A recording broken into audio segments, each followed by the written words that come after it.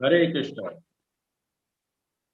सो बहुत ही सुंदर अध्याय है ये, सृष्टि का विभाग। विदुर जी ने प्रश्न पूछा है मैत्र मुनि से कि किस प्रकार से ब्रह्मा जी ने सृष्टि की है।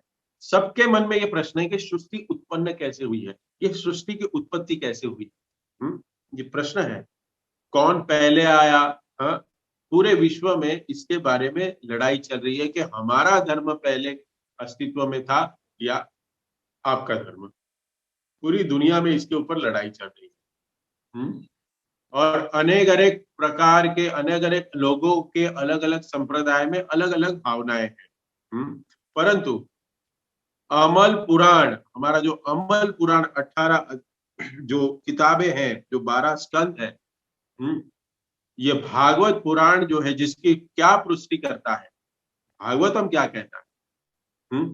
कृष्ण ही, कृष्ण भगवान ही, एकल कृष्ण भगवान है, वही सबके निर्माता है।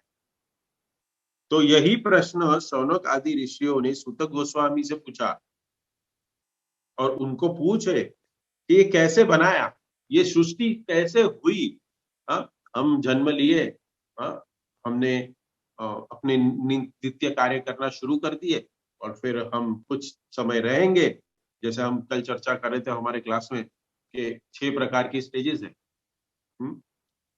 जी, जन्म लेने से मृत्यु तक मनुष्य 6 प्रकार की स्टेज से गुजरता है। हाँ, तो हम गुजरते तो हैं, लेकिन बाद में मर जाने के बाद हमको नहीं समझ में आता। चलो मरने के बाद तो हमें पता ही नहीं, लेकिन अंत समय तक नहीं समझते कि ये सब चल कैसे रहा है।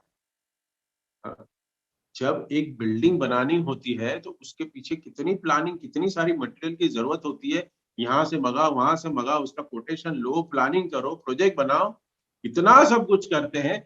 लेकिन ये भगवान की जो सृष्टि है, ये ऐसे ही चल रही है। मूर्ख है साइंटिस्ट। तो वैसे ही ये प्रश्न आया। ये प्रश्न जब पूछा गया मैत्रेय मुनि को विदुर जी द्वारा और सुत गोस्वामी को नैमिषारण्य में शौनक आदि ऋषियों द्वारा, तो ये बहुत इंटेलिजेंट क्वेश्चन है कि ये हम जिस धरती पे खड़े हैं, जिस जगह पे हम खड़े हैं, ये हो कैसे रहा है, जरा बताइए तो खरी। ये बताइए जरा हमको, ये हो कैसे रहा है। फिर भगवान, फिर मैत्रेय मुनि बता रहे, आप सब लोग, हम लोग सब अलग अलग वक्ताओं से आप सुन ही चुके हो कि भगवान ने पहले, सबसे पहले तप करने को कहा। तप करने के पहले वो ऊपर नीचे कर रहे थे, लिप से, कमल की नाभि से जब कमल निकला था तो दंडी में ऊपर नीचे कर रहे थे। तो 2 बार जाके आए तो पता चला, अरे ये तो इतनी बड़ी लंबी बिल्डिंग है। ये तो tallest tower of the world है। तो क्या करते हैं, इसको 3 भाग में हम डिवाइड कर देता हूं मैं सबसे पहले। तो 3 भाग में डिवाइड किया, इसलिए त्रिलोकीनाथ कहते हैं। हाँ, ऐसे तो 14 भुवन है, 14 लोक है, लेकिन हम भगवान को क्या कहते हैं, त्रिलोकीनाथ। लेकिन त्रिलोक के अंदर अलग से और भी भाग हैं। तो त्रिलोकी, हाँ, त्रिलोक के स्वामी। तो 14 लोग हैं, 14 लोग हैं। तो पहले भगवान ब्रह्मा जी, जब ब्रह्मा जी को ज्ञान मिला, तो 3 भाग में जब बांटा, तो ऊपर का लोक, नीचे का लोक और फिर मध्य लोक, पृथ्वी लोक, 3 भाग में। सो ऊपर वाले के डिपार्टमेंट बनाए, सब डिपार्टमेंट बनाए थे। और नीचे 7 बनाए और फिर हमें बीच में रख दिया भूअर लोक। तो ये 14 भाग किए। तो पहले 3 भाग, उसके बाद 14 भाग। तो तल, तो फिर हम देखते हैं नीचे वाले क्या है, तल, वितल, सुतल, तलातल, रसातल, महातल। और ऊपर पितृ लोग दिए, स्वर्ग लोग दिया, महर लोग दिया, तपलोक, जनलोक, सत्यलोक, ये सब। तो इस प्रकार से ब्रह्मा जी ने 14 लोगों को डिवाइड किया। और फिर भगवान को कहा गया कि अभी सृष्टि बनाइए, you do it. You are the generator, you do it. मैं आपको शक्ति दे रहा हूं, भगवान की कृपा शक्ति। जैसे हम चर्चा कर रहे थे, भगवान की कृपा शक्ति से ब्रह्मा जी कुछ क्रिएट करने के लिए कहते हैं ना कि क्रिएट कर पाए। हम्म, हम्म। तो भगवान की कृपा और शक्ति से ये पूरी सृष्टि सृजन शक्ति हुई। और फिर उसके बाद में सृष्टि के विभाग के बारे में हम हम सुन रहे हैं।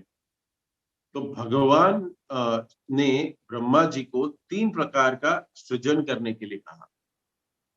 जिसको कहते हैं माया शक्ति का सृजन कहते हैं।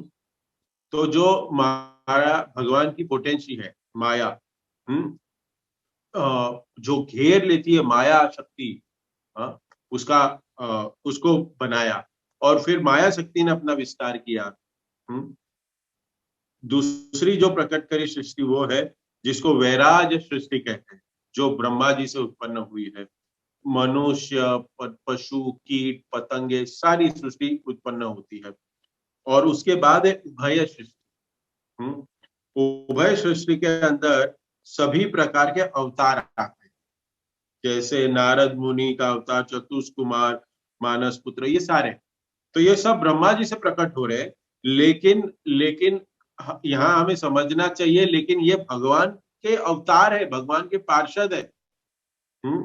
ये भगवान के अवतार भी कहलाते हैं। सो ब्रह्मा से आ रहे, इसलिए सेकेंडरी रीजन है ब्रह्मा।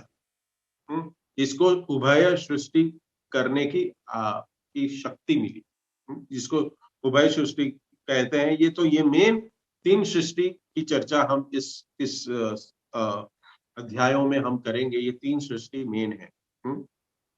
माया की सृष्टि, वैराज सृष्टि, और तीसरी उभय सृष्टि। ये जो भगवान ही अपना अवतार ब्रह्मा के द्वारा लेते हैं। तो वैराज सृष्टि के ऊपर हम आज चर्चा करेंगे। जो हमारे श्लोक्स हैं वो वैराज सृष्टि के अंदर आते हैं। तो सब शिथिल हो गया है। पहले जो बैक हम जो आप लोग ने पढ़ा है, तो सब कुछ शिथिल हो गया है, सब कुछ सेटल हो गया है। अभी मुझे दिखने वाली चीजें बनानी, हाँ, दिखने वाली चीजें बनानी है, तो मटेरियल को इकट्ठा करना है। तो मटेरियल इकट्ठा करके सबसे पहले बनाते हैं स्थावर सृष्टि। स्थावर सृष्टि में वृक्ष, पर्वत, पुष्प, ये सारी चीजें बनती है स्थावर सृष्टि में। हम कहते हैं ना वो स्थावर जंगम, हम कहते हैं ना 84 लाख स्पीसीज का जो श्लोक है, जो स्थावर जंगम के, वो जो स्थिर वस्तुएं हैं जिसको हम देख पाते हैं। उसके बाद जो सृष्टि के चर्चा हम करने जा रहे हैं, ये सृष्टि है वो स्थावर सृष्टि, जिसको 7वीं सृष्टि कहते हैं। और 8वीं सृष्टि है जिसको त्रियत सृष्टि कहते हैं। ये हमारे 22 से 26वें श्लोक में आता है। देखिए, बहुत सारे अलग अलग आचार्यों ने इस इस इस विभाग को, इस अध्याय को टीका लिखी है। इसमें भक्ति विनोद ठाकुर ने भी इसमें टीकाएं लिखी हैं। तो त्रियत सृष्टि में 28 प्रकार के कीट, पतंग, पशु, पक्षी आते हैं। 28 अलग अलग प्रकार के, और 28 प्रकार में भी अलग अलग विभाजन होगा। This is a very deep study. ये बहुत डीप नॉलेज है। इसको हमें समझना चाहिए कि ये सृष्टि बनाने के लिए, देखिए, प्रश्न उठ सकता है कि ये कैसे होता है, करेक्ट। सो हमें समझना चाहिए, वी शुड यूज इट। ये कैसे होना चाहिए, ऊपर ऊपर हमें नॉलेज मिल जाए, बहुत अच्छा है। अगर डीपली जाना है तो हमें समय देना पड़ेगा। जैसे कि ये टेक्नोलॉजी में आप मुझे सुन पा रहे हो और आप देख भी पा रहे हो, करेक्ट।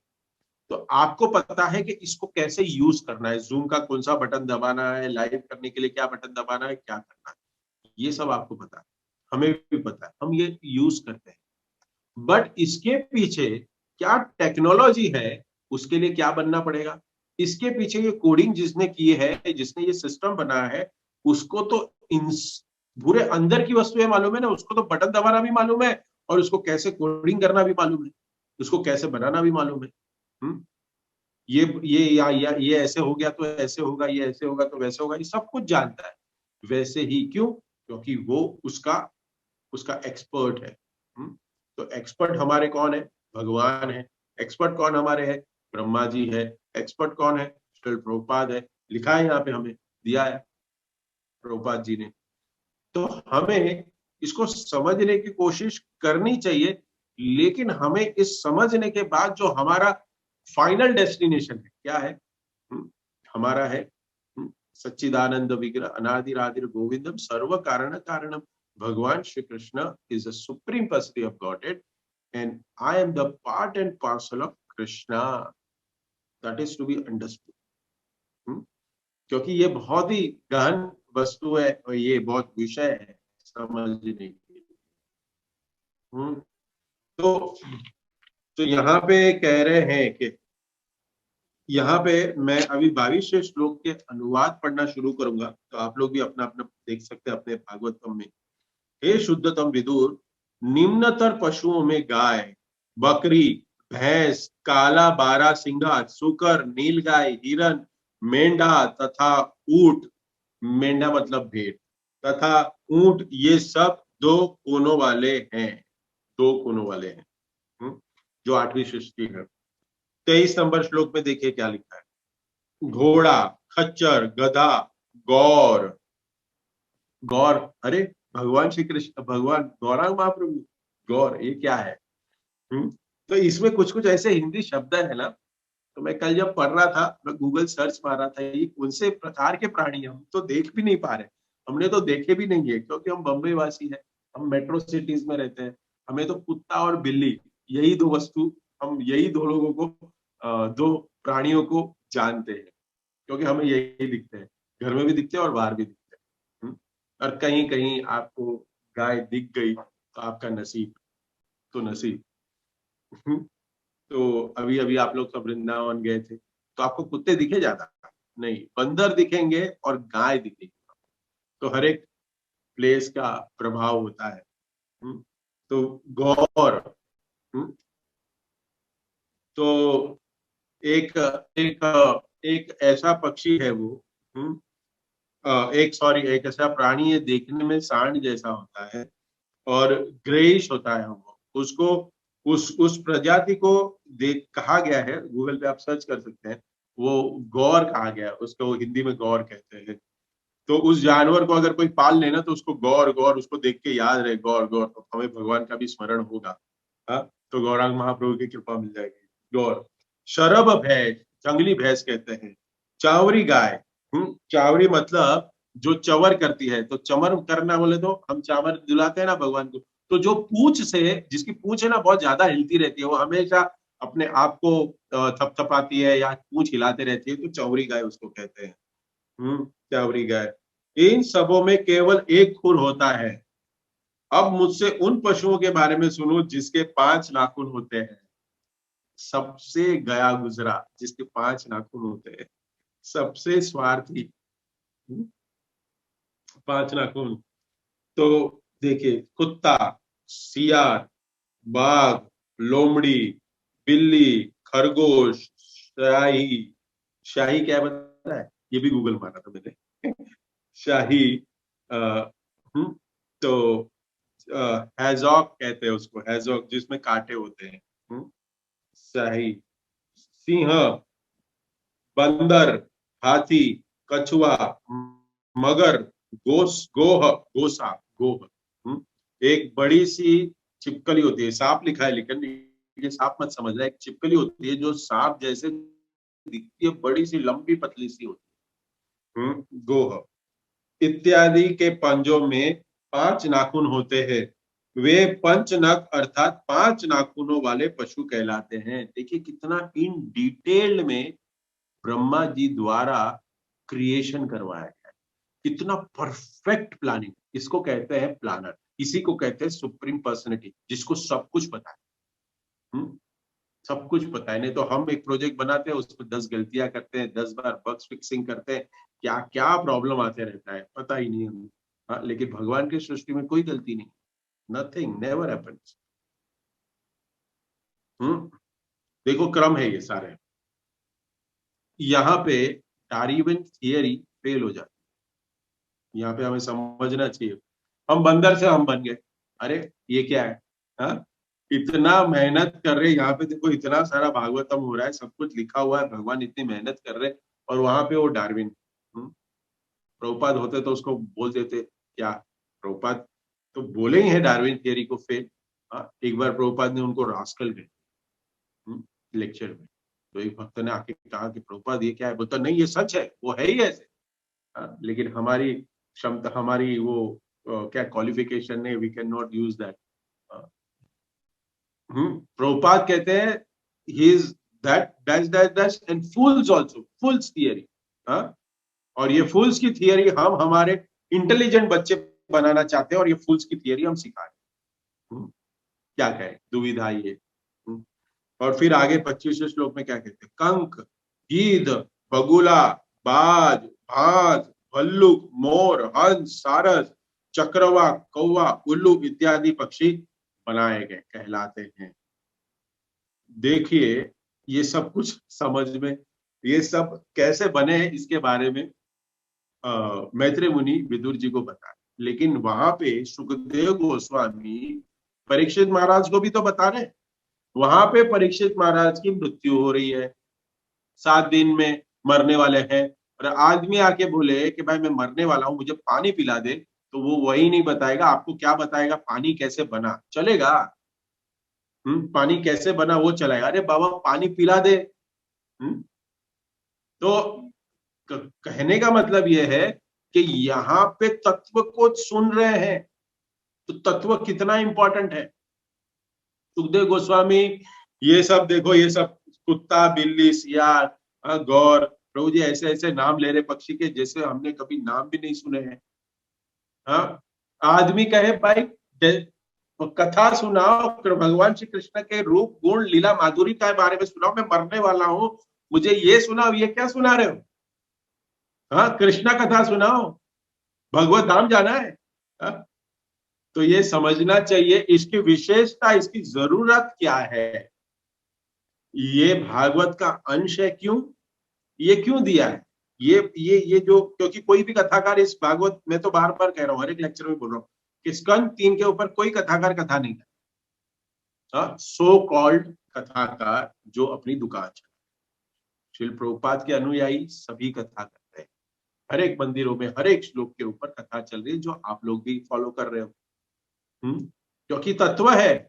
नींद आ जाएगी, सो जाएंगे सब लोग, लेकिन ये समझना बहुत जरूरी है तत्व को। इसको समझे बिना, भगवान की सृष्टि को समझे बिना, भगवान को हम कैसे सुप्रीम पर्सनैलिटी मान लेंगे? मुश्किल है। 10वें स्कंद में प्रवेश तभी मिलेगा जब अधिकृत रूप से हम 1 से 9वां स्कंद समाप्त कर दे, में समझ ले। पढ़ना नहीं है, समझना है। कोई कहेगा डायरेक्ट मैं 10वां स्कंद, 4 कैंटो है, 4 पार्ट है 10वें स्कंद के, वही पढ़ने के लिए जिंदगी काफी है, 4 बड़ी बड़ी बुक है। तो कोई कहेगा, लेकिन नहीं, हमारा अधिकार नहीं है वहां पे। अगर हमने 1st कैंटो से 9th कैंटो ठीक से पढ़ा नहीं है, समझा नहीं है, तो हमें 10th कैंटो समझ में नहीं आएगा, नहीं आएगा। पहले दिन हम आए, देखिए कि हम मंदिर में आते हैं, हमें माला पहना दी, इत्र लगा दिया, हमें हमें एक लड्डू दे दिया, भगवान का संदेश दे दिया, हरे कृष्णा प्रभु जी आप आ गए। हमें फिर अच्छा लगता है मंदिर आना, क्यों?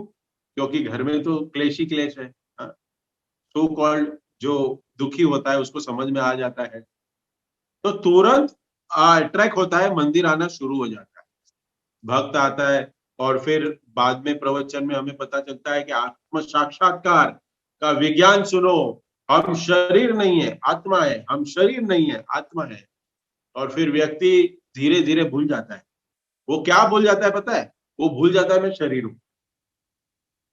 फिर शरीर ही भूल जाता है, या फिर एक्सट्रीम क्या हो जाता है, वो शरीर ही अपने आप को समझने लगता है, या आत्मा अपने आप को समझने लगता है। फिर इसके अंदर इमोशन ही खत्म हो जाता है। तो भक्ति रसामृत महाराज क्या बताते हैं, we in a race of becoming devotee we forget to be human being. हम ह्यूमन बनने भूल गए हैं, भक्त बनने की प्रक्रिया में हम इंसानियत भूल जाते हैं, ऐसा बताते हैं। तो एक मिड वे भी है कि किस रास्ते पे हमें चलना है। हम हर चीज पे कृष्ण को देखें। हमें ये समझना पड़ेगा why I am saying this, because भगवान श्री कृष्ण की जब लीला दसम स्कंद पे हम सुनेंगे और जब देखेंगे कि भगवान को यशोदा मैया मार रही है, मार रही है। हाँ? भगवान नंद बाबा के चप्पल सर पे उठा के भाग रहे हैं। गाय, हाँ, भगवान श्री कृष्ण गाय के बछड़े के पूंछ पकड़ते हैं और फिर पूंछ पकड़ने के वजह से गाय को अनकंफर्टेबल फील, बोले तो डर जाती है और गाय भागती है। तो भगवान का शरीर इस ब्रज में लेटता है और भगवान को गाय खींच रही है।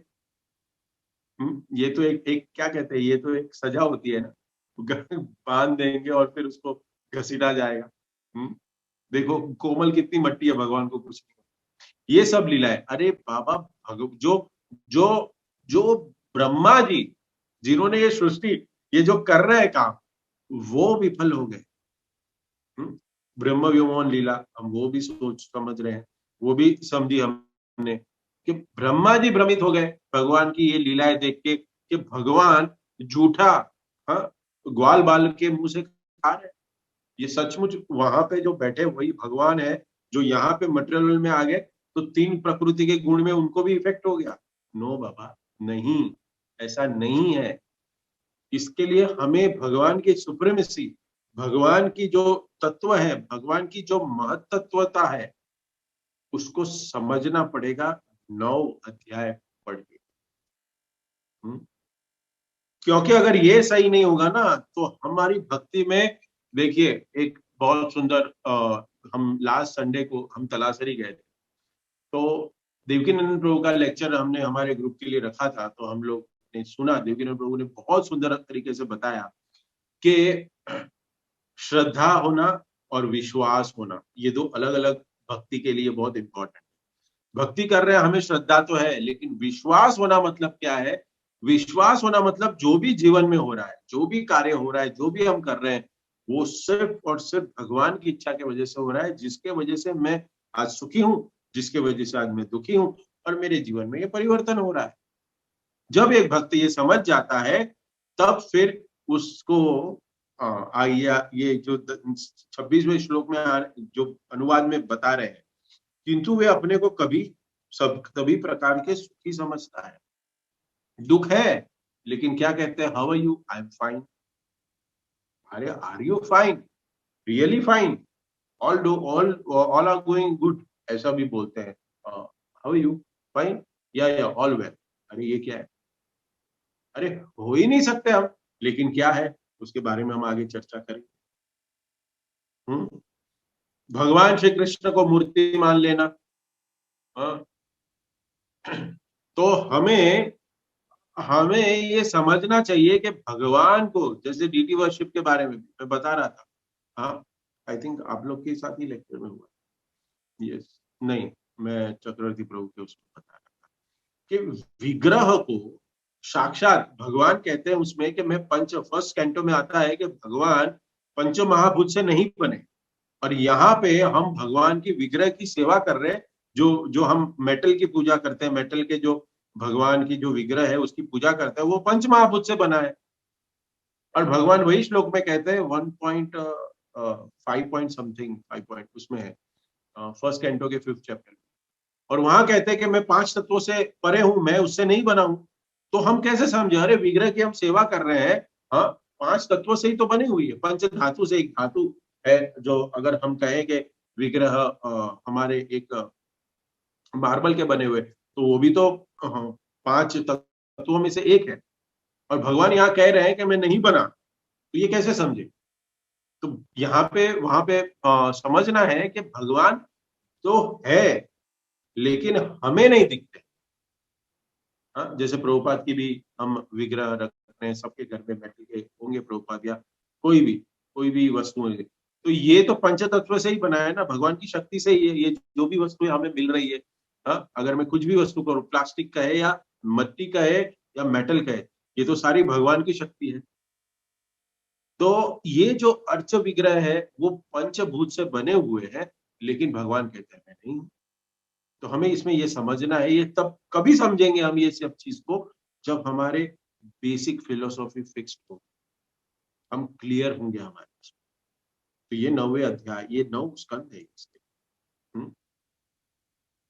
हाँ, इसको हम पढ़ के हम सिंसियर बने। तो जो भी कर रहे हैं हम सिंसियरिटी से करें। सो ये भ्रमित करने वाली जो शक्ति है माया, जो बनाई गई है, तो ये जो 26 नंबर श्लोक है, ये जो माया बनाई गई है उसमें ब्रह्मा जी भी फंस गए। तो हमें भी सचेत रहना है। हम ब्रह्मा जी फंसे हैं, इसका मतलब ब्रह्मा जी में कोई त्रुटि नहीं है। ये हम जैसे बद्ध जीवात्माओं के लिए भगवान ने कहा और ब्रह्मा जी ने ये सेवा की, ये समझना चाहिए कि भगवान ने हमें सचेत किया कि देखो ब्रह्मा जैसे भी जो सृष्टि के निर्माता है वो भी माया में फंस जाते हैं, इसलिए आप सचेत रहो। ब्रह्मा से मैंने कहा तुम फंसो, ऐसे क्रिया करो, वो अच्छे भगवान के 1 नंबर के सर्वेंट। भगवान के बीच में हमने चर्चा की थी कि डिसाइपल्स होते हैं, डिसाइपल्स, शिष्य होते हैं ना गुरु महाराज के, हम सब शिष्य हैं। कैसे नंबर के शिष्य बनना है? First number, third number, second number और थर्ड नंबर, कौन से कैटेगरी के शिष्य बनना है? तो कोई कहेगा फर्स्ट नंबर। तो ब्रह्मा जी भी फर्स्ट नंबर है, फर्स्ट एक्सपांशन। भगवान ने बनाया उनको और कहा, तो भगवान ने कहा ऐसे भी तुम्हें ये लीला करनी है, इसमें तुम्हारी ख्याति कम होगी लेकिन तुम्हें सेवा करनी है क्योंकि उससे भक्त बनेंगे। ब्रह्मा जी ने कहा कि अमानी न मान देना कीर्तनीय सदारी, मुझे मेरे मान की कोई इच्छा नहीं, अगर आप कह रहे हो तो मैं करने के लिए तैयार हूं। आप जो कहो, कुएं में गिर जाओ, मैं कुएं में गिरने के लिए भी तैयार हूं, लेकिन आप सर्वस्व हो मेरे लिए। आप ही हो सब कुछ। तो अगर आपकी प्रसन्नता के लिए, आपके धाम में वापस भक्त लोग लौटे, उसके लिए एक एग्जाम्पल सेट करने के लिए अगर मुझे अपनी ख्याति भी नीचे करनी पड़े ना, मैं करने के लिए तैयार, आई एम रेडी। ये भक्त के लक्षण। सो अब यहाँ पे 26 नंबर के श्लोक में क्या कह रहे हैं? 9वीं सृष्टि हुई है। अर्वाक स्त्रोतस्तु नवम। 8 सृष्टियों की चर्चा की है, अब ये 9वीं सृष्टि है। अर्वाक स्त्रोतस्तुवम। अर्वाक मतलब नीचे की ओर, भोजन की नाली जिसकी जाती है, बाकी की लेवल में होती है, पैरल टू वर्ल्ड, मीन्स ये जमीन से पैरल में रहती है बहुत सारी, लेकिन हमारी नीचे की तरफ जाती है। देखिए इससे, ये वाक्य से भी परफेक्टली हम जान सकते हैं कि हम लोग बंदर नहीं थे। जो 4 पैर वाले होते हैं ना, जिसके 4 पैर होते हैं, उसकी जो अन्न नली होती है, भोजन की जो नली होती है, वो स्ट्रेट होती है। लेकिन यहाँ पे ब्रह्मा जी जो कह रहे हैं, यहाँ पे जो मैत्र मुनि जो कह रहे हैं, वो कह रहे हैं नीचे की तरफ जाए। मतलब हम पहले से खड़े ही थे, हम बैंड नहीं थे, हम झुके हुए नहीं थे। हाँ, हम मुझे अभी भी याद है वो पिक्चर, ऐसे बैंड था, फिर ऐसे थोड़ा सा ऊपर, फिर थोड़ा ऊपर, फिर थोड़ा ऊपर, फिर ऐसा खड़ा। ऐसे हमें स्कूल में पढ़ाया गया था वो पिक्चर, अगर आपको याद है अभी भी, मेरे को तो अभी भी, कल मैं जब पढ़ रहा था तभी ये मेरे को ध्यान में आया वो पिक्चर, टेक्स्ट बुक में। मैंने बोला देखो, ये भागवतम तभी मिल जाती तो कम से कम उद्धार हो जाता। हाँ, आज भी पढ़ा रहे बच्चों को यही, ये हमारा सो कॉल्ड एजुकेशन। हमें समझना चाहिए। एक बंदर था, फिर वो थोड़ा सीधा हुआ, फिर सीधा हुआ, फिर सीधा हुआ, फिर खड़ा हो गया एकदम। अरे ये क्या है? ऐसे हो जाता है? ऐसे नहीं हो सकता।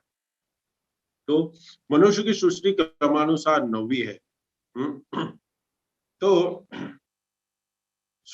ये हमें समझना चाहिए कि यही केवल एक ही योनि ऐसी है और अपना आहार उदार में संचित करता है, संचित करता है, धन कमाता है, इंजीनियर बनता है, डॉक्टर बनता है, चपरासी बनता है, हाँ, क्या क्या नहीं बनता है। तो ये तो अर्वाक स्त्रोत मतलब नीचे की ओर।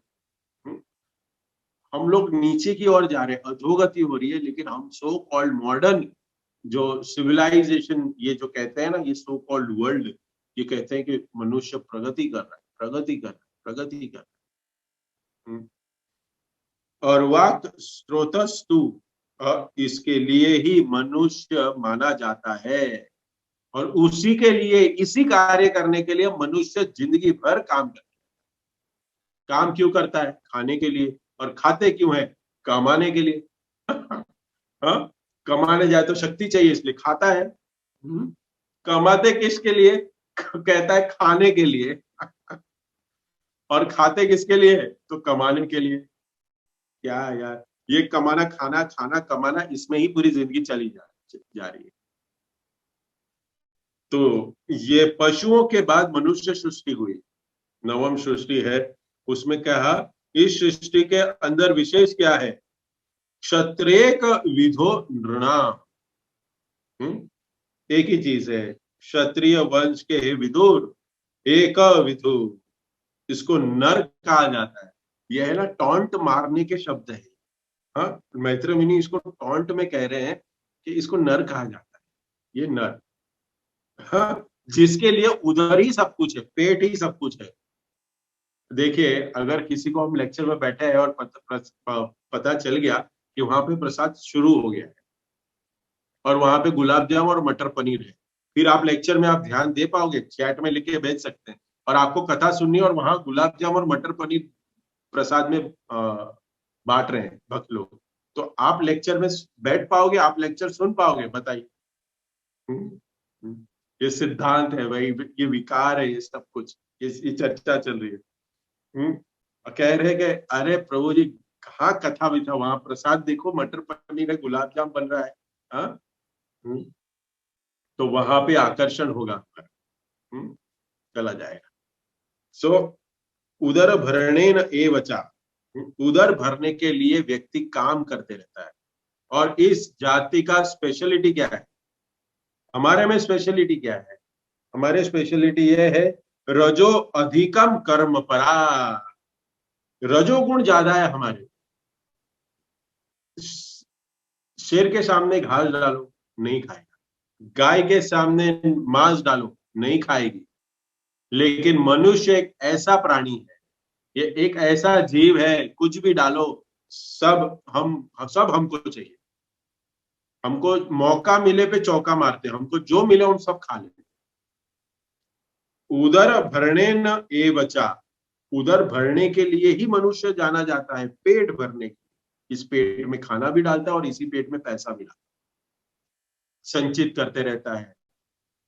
इसलिए प्रभुपाद कहते हैं उपदेशामृत में कि जिह्वा और उदर और जनेन्द्रिय एक ही लाइन में। जीभ से प्रसाद लेते हैं, और जब प्रसाद लोगे तो उदर है, तो भगवान तो जठराग्नि में बैठे हैं ना, पाचन क्रिया कर रहे हैं, मैनेज करते हैं।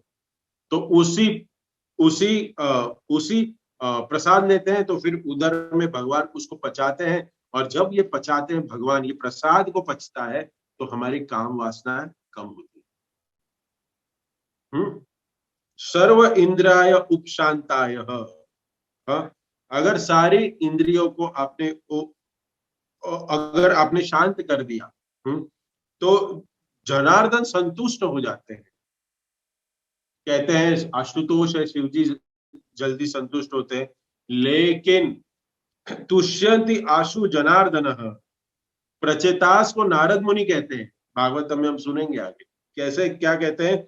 सर्व इंद्रियों को अगर कोई कंट्रोल कर लेता है, अगर शांत कर लेता है, तो उसको जनार्दन तुरंत मिल जाते हैं।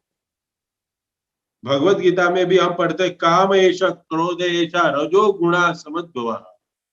सबसे पहले हमारा जन्म कहाँ हुआ? रजोगुण में हुआ है। रजो अधिकम कर्म परा, ये देखिए ये श्लोक में लिखा है, रजो अधिकम, रजोगुण सबसे ज्यादा प्रधान है। तो हमारे पास रजोगुण बीच वाला है। अगर हम देखें सतोगुण, रजोगुण और तमोगुण, हम बीच में। समझ में आया अभी हमें? हम बीच में है। जैसे कि हम स्केल होता है ना, हमारा स्केल, अगर स्कूल में गए होंगे हम लोग, सब लोग स्कूल में तो पढ़े ही हैं, तो एक 0 होता है, उसके बाद +1 +2 और -1 -2, ऐसे सब स्केल चलते हैं, करेक्ट? 0 is a neutral. तो हम न्यूट्रल में है, रजोगुण में, न्यूट्रल में हम। और अगर हमें अभी हमारे कर्म डिसाइड करेंगे कि हम नेगेटिव स्केल में जा रहे हैं या पॉजिटिव स्केल में जा रहे हैं। पॉजिटिव स्केल में जाना मतलब सतोगुण में जाना, और नेगेटिव स्केल में जाना मतलब किसमें जाना? तमोगुण में जाना, तमोगुणी बन जाएंगे। तो फिर तमोगुण में जाएंगे तो फिर हमें दुख मिलेगा, हम ऐसे कार्य करेंगे जो भक्ति भावित नहीं है, फिर हम कहेंगे हम लोग ऐसा क्यों हूं मैं। क्योंकि हमने चुनाव किया, वी आर इंडिपेंडेंट। भगवान ने तो बीच में लाके छोड़ दिया हमें, भगवान ने बीच में हमें छोड़ दिया है, लेकिन फिर भगवान कह रहे छू, क्या कहते हैं, शू, तुम्हें जहां जाना है तुम जाओ, फिर हम डिसाइड करेंगे यहां जाना है या वहां जाना है। यहाँ पे सुबह 4:30 बजे उठना पड़ता है, मंगल आरती करनी पड़ती है, रोज लेक्चर अटेंड करने पड़ते हैं, ऑनियन गार्लिक भी नहीं खाना है, चाय भी नहीं पीनी, ये सब प्रॉब्लम है, इससे अच्छा इधर जा, चलो जाओ, फिर वहां जा, बीच में रखा था, और यहां जाते हैं फिर हम फंस जाते हैं। तो रजोगुण से ऊपर जाना है, लेकिन हमें इसके बाद जो लास्ट लाइन ये श्लोक में लिखी है ना, ये कमाल की लाइन। देखिए ये मनुष्य की के जो लक्षण है, ये मैत्रेय मुनि ने, व्यास देव जी ने लिखी है भागवतम, उसमें ऑलरेडी कहा गया, और ऐसा ही है, ऐसा ही है। हे दुखे च सुखी मानीना, है दुख में लेकिन मानता है सुख में। हा? खुद समझ रहा है कि मैं सुख में हूं। वाह वाह वाह, तालियां तालियां तालियां। हाँ झगड़ा हो जाएगा घर में, पत्नी के साथ या किसी के साथ, बच्चे के साथ, किसी ना किसी के साथ, ट्रेन में धक्का मुक्की में झगड़ा करेगा, और फिर ऑफिस में पूछेगा कोई, how are you, fine fine fine, good morning good morning good morning, अरे काय की गुड मॉर्निंग। हाँ, कुछ नहीं होता, दुख में है लेकिन सुख समझ रहा है, ऑफिस में पूछ के भी गुड मॉर्निंग बोलता है, अरे काय का गुड। हाँ, इसमें कोई गुड नहीं है, अभी 10 मिनट में वो आपकी जब रिव्यू मीटिंग लेगा तब आपको झाड़ देगा पूरा, गुड खत्म हो गया, पूरा गुड खत्म हो गया। व्हाट इज, प्रभुपाद कहते हैं, what is good in that morning, what is good if somebody have not completed their round 16 round, if somebody have not did the deity worship and he is leaving from the office, what is good in that morning? There is nothing good in that morning. हाँ, लेकिन दुख में तो सुख में समझ रहा है, दुखालयम में हम सुख में मान रहे हैं हम लोग। प्रभुपाद क्या कहते हैं कि हमारे कलकत्ता में एक मीट की दुकानें हैं बहुत सारी, और दुकानों में मीट बिकता है, नॉनवेज बिकता है। हाँ, एक ऐसे एरिया होते हैं, हाँ, जहाँ पे मांस बिकता है। तो वहां पे कुछ दुर्गा को पूजने वाले, महामाया को पूजने वाले जो कुछ भक्त है, वो लोग क्या कहते हैं, कह रहे हैं कि मांस वहां से लेंगे जो मुस्लिम की दुकान ना हो। कहां से लेंगे, जो मुस्लिम की दुकान ना हो।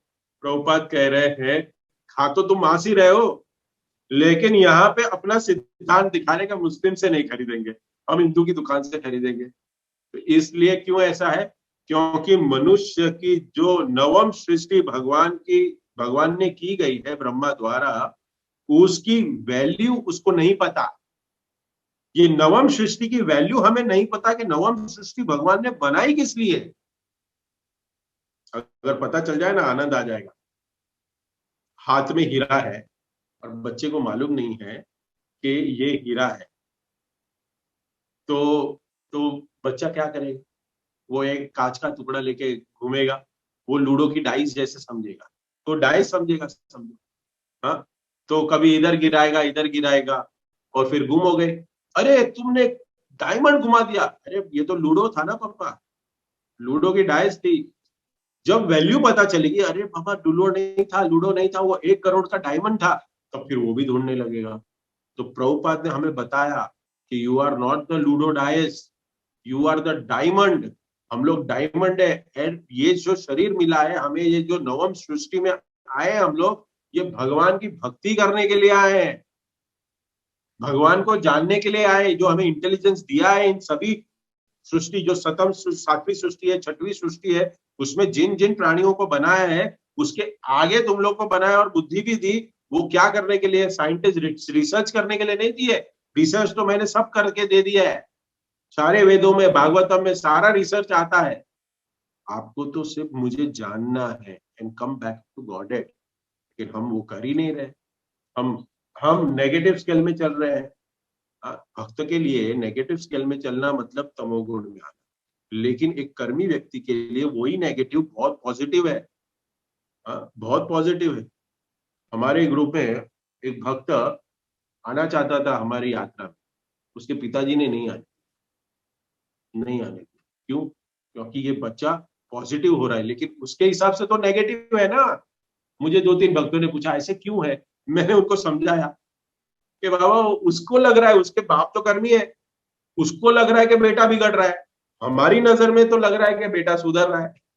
तो उसके लिए पॉजिटिव नेगेटिव भक्त के लिए अलग है स्केल, और कर्मी के लिए स्केल अलग है कि कहाँ चलूंगा। वो तो यहाँ चलेगा और कहेगा हाँ पॉजिटिव है, मेरी जॉब लग रही है, मेरी शादी हो गई, मेरा प्रमोशन हो गया, मेरा ये कुछ हो गया, मेरा सब कुछ हो गया, बंगला बन गया, मेरा फ्लैट बन गया, मेरा लोन बढ़ गए, हाँ मेरी कार आ गई, सब कुछ हो गई।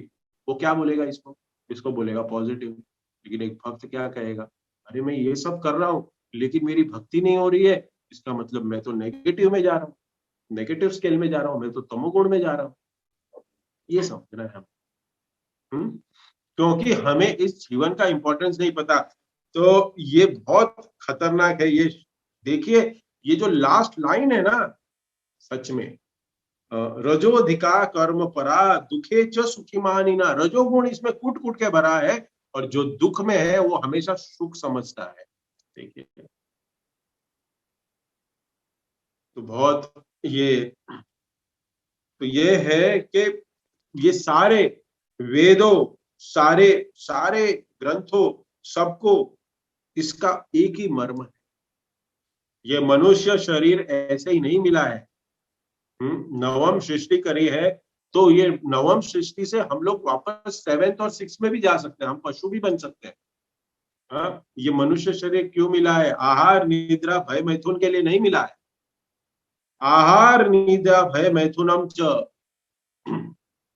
हमें ये जो क्रिया कर रहे हैं ये पशु भी समाना।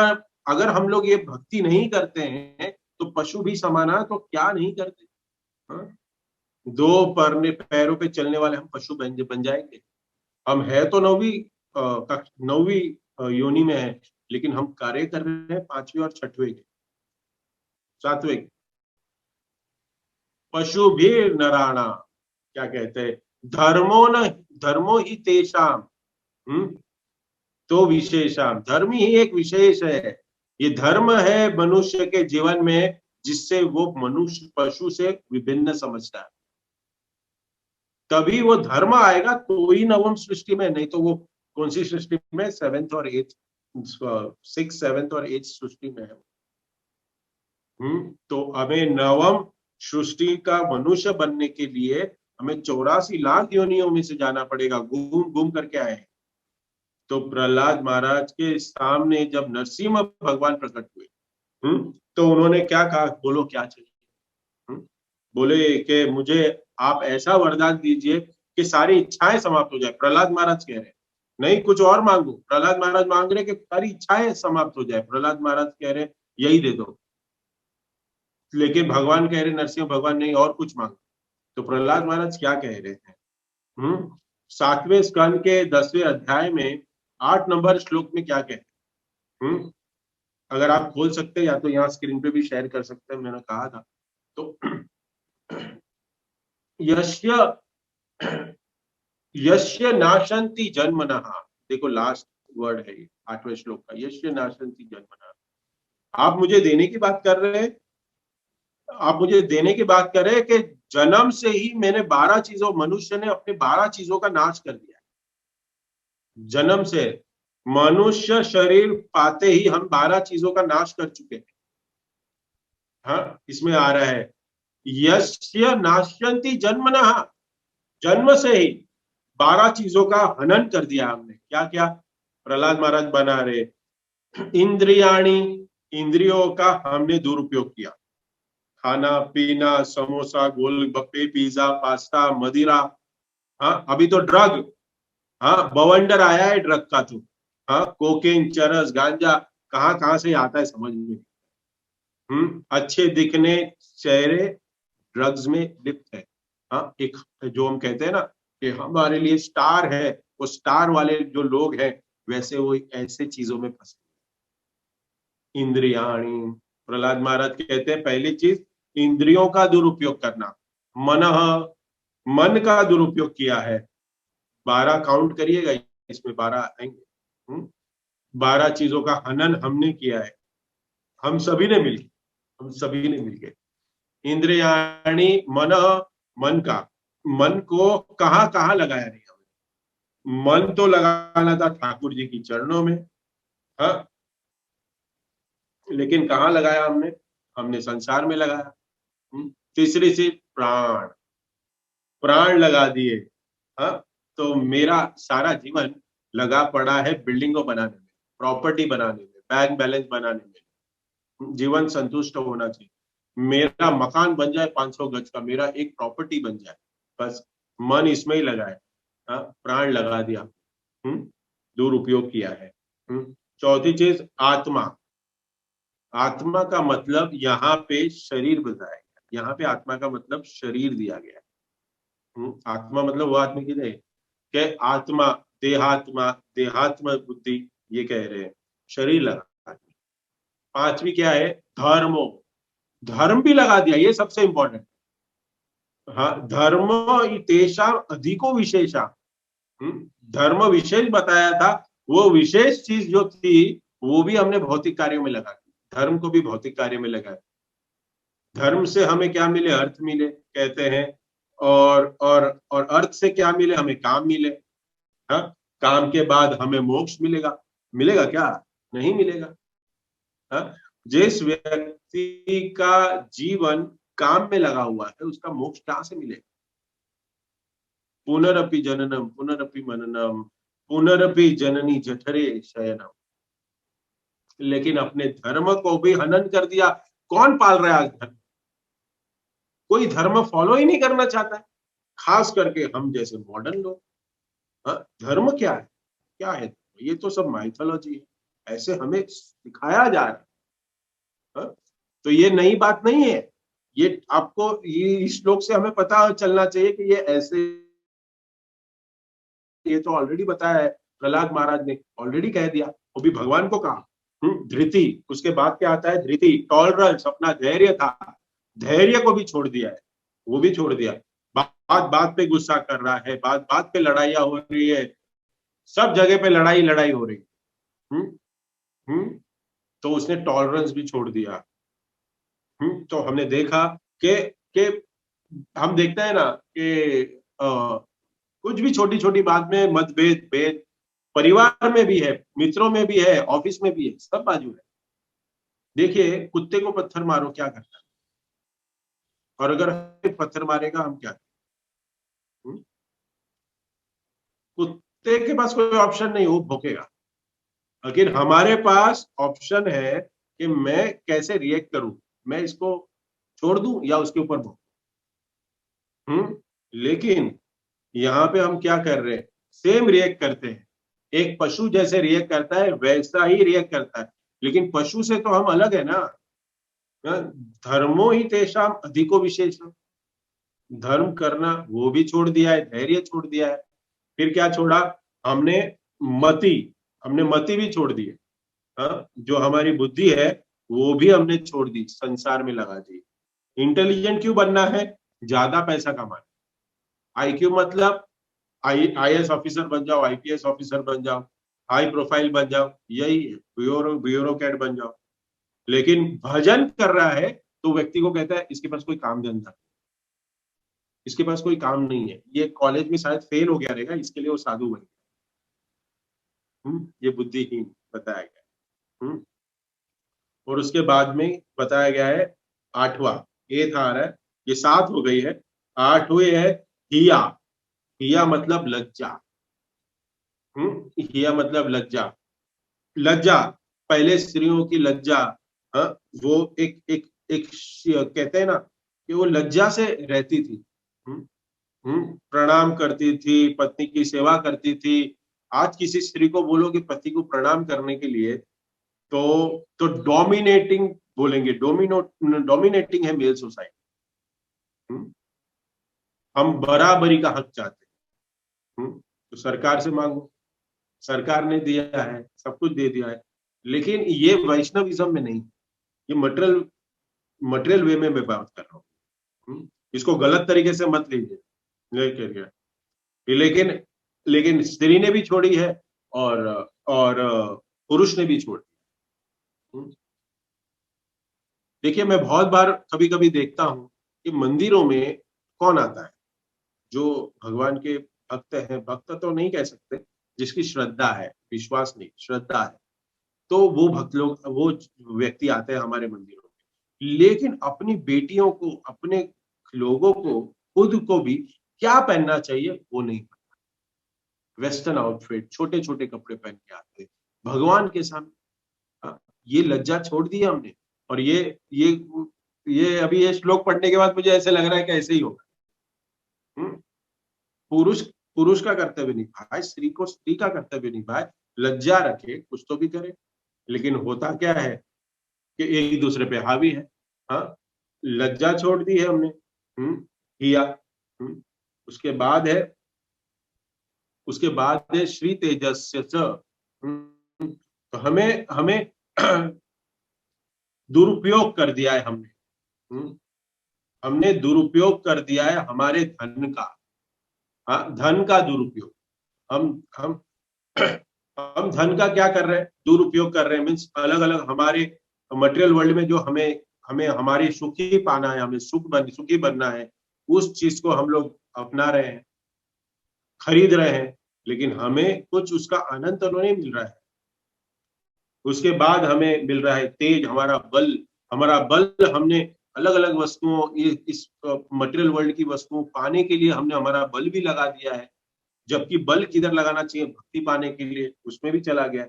स्मृति शक्ति, स्मरण शक्ति, हमारी जो स्मरण करने की शक्ति है, हम स्मरण क्या करते हैं, हम शक्ति से, वो जो हमें शक्ति दी गई है, स्मरण शक्ति, उससे हम मटेरियल वर्ल्ड के नॉलेज को हम पढ़ते हैं, लेकिन ना भागवतम को पढ़ते हैं, ना भगवत गीता को पढ़ते हैं। हाँ?